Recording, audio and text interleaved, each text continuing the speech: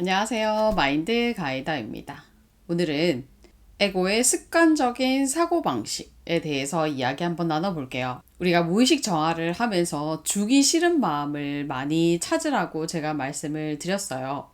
사실 이 주기 싫어하는 마음, 즉 남들에게 내가 줄 때, 사랑을 줄 때 내가 왜 줘야 되지? 정말 주기 싫은 이 미움과 거부감이 올라오는 이유가 그 아래에 어떠한 믿음이 있기 때문입니다. 이 믿음이 무엇이냐면 내가 당신에게 받은 것보다 준 것이 훨씬 많다. 이런 생각입니다. 그래서 아주 굉장히 자동적으로 내가 받은 것보다 준 것이 더 많기 때문에 지금 주기 싫어하는 마음을 올리고 있는 거예요. 그래서 주기 싫다라는 마음 안에는 준 것이 훨씬 많다라는 생각을 가지고 있고, 이것이 사실은 에고의 핵심입니다. 주기 싫어하는 에고의 핵심이에요. 내 입장에서 준 것이 많다는 것인데, 내가 어리석은 에고 입장에서 봤을 때, 내 좁은 시야로 봤을 때 준 것이 많아 보이지만 실제로 나는 받은 것이 훨씬 많은 경우가 많습니다.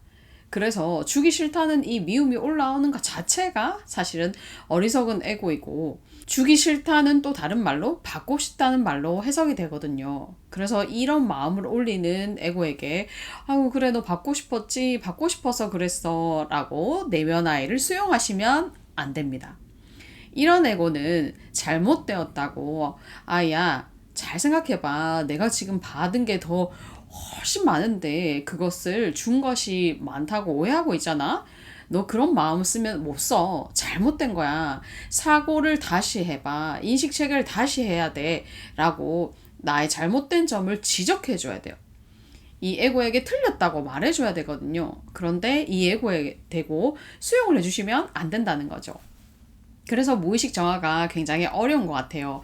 이것이 옳은 것이고 이것이 그른 것이라는 눈이 상위 자아가 있어야 이 자아가 수용을 할지 아니면 혼을 낼지 지적을 하고 가르칠지 그것을 객관적으로 볼 수 있어야 되거든요. 이 내면아이의 수용의 함정이라는 부분에 대해서는 제가 다음번에 기회가 되면 말씀을 드리도록 하고요.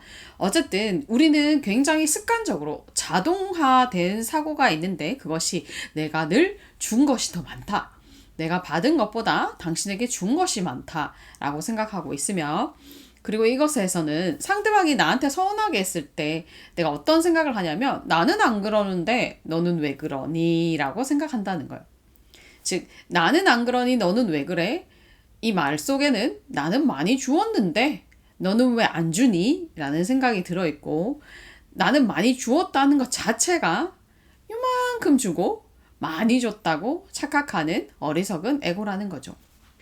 정말 내가 많이 주었을까? 한번 고민해 보시면 좋을 것 같아요. 내가 받은 게 맞나? 준 게 맞나? 라고 따져보시면 깜짝 놀라실 거예요.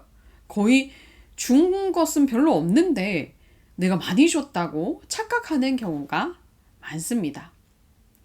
여러분들 이런 마음의 사실 끝에 뿌리에는 부모님에 대한 감정이 많거든요. 그래서 부모님이 여러분의 무의식의 뿌리이자 무의식 그 정화의 핵심이고 에고의 마음을 만드는 근원 경험이었을 텐데요. 가만히 보시면 나는 부모님에게 늘 이렇게 사랑을 해드렸단 말이에요. 부모님의 손을 만져주고 사랑받고 싶어 했고 이쁘게 표현을 했고 나는 늘 그분들에게 친절했고 나는 그분들의 마음이 얼마나 아플까봐 헤아렸고 막 이런 것들을 보면서 나는 당신들에게 굉장히 많이 주었어요. 나는 안 그런데 왜 부모님은 내 마음을 안 알아줄까요? 이런 생각 하신단 말이에요. 그런데 나는 그분들의 삼시세끼를 책임지지 않았습니다. 그분들의 먹고 입고 자는 모든 비용들을 책임지지 않았습니다. 그리고 어릴 때부터 씻기고 기르고 재우고 대소변 가려가면서, 그리고 내 몸이 부스러지게 힘들면서도 밥 차려주고 이런 거 하지 않았습니다. 신체적으로 힘든 일 어느 것도 부모님에게 제공한 게 없어요. 내 육체적 노동과 내 시간과 내 돈을 투자해서 부모님께 드린 적이 거의 없습니다.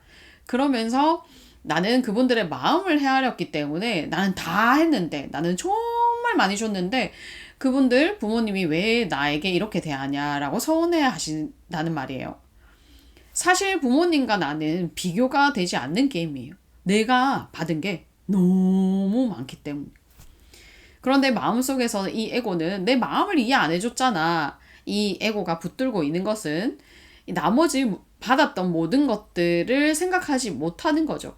그래서 내가 준 게 많다라고 생각할 수 있어요. 이 받은 것을 보질 못하는 거예요. 어리석은 에고는. 그렇기 때문에 부모님이 나한테 어릴 때 그렇게 마음에 상처를 많이 줘놓고 지금의 이제 연세가 들고 나이가 드셔서 나에게 사랑받고 싶어 하면 굉장히 거부감이 들거나 주기 싫거나 미움이 올라온다는 거예요.